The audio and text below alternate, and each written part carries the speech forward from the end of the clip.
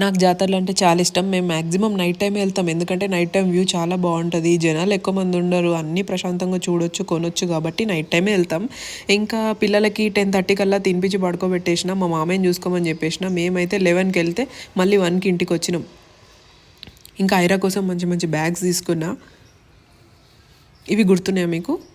మా కోసం ఏం తీసుకోలేదు, అన్ని పిల్లల కోసమే బొమ్మలు తీసుకున్నా. ఎందుకంటే పాపం చీట్ చేసి పడుకోబెట్టేసి వచ్చి మేము ఇక్కడ ఎంజాయ్ చేస్తున్నాం. ఇది తప్పే కదా. వాళ్ళని కూడా తీసుకొని రావచ్చు, కానీ వాళ్ళని తీసుకొస్తే జాతర ఇంట్లోనే అవుతుంది, గుడి దాకా రావాల్సిన అవసరం లేదు. కీ చైన్స్ అయితే చాలా క్యూట్ ఉన్నాయి కదా, రేటు కూడా అంతే క్యూట్ ఉంది. 550 650 అన్నారు వాళ్ళు. నేనైతే ఒకటి కూడా తీసుకోలేదు. మా అన్నకు గన్స్ అంటే బాగా ఇష్టం. ఎవ్రీ ఇయర్ ఆ గన్స్ తప్ప ఇంకొకటి తీసుకోడు. ఇన్ని బొమ్మలు తీసుకున్నా పిల్లలకి. ఇక్కడ ఏంటంటే కార్తీక పౌర్ణమికి నరసింహస్వామిని చాలా ఆర్భాటాల మధ్యలో గుట్ట ఎక్కిస్తారు. అప్పుడు స్టార్ట్ అయిన జాతర 3 days కంటిన్యూస్ జరుగుతుంది.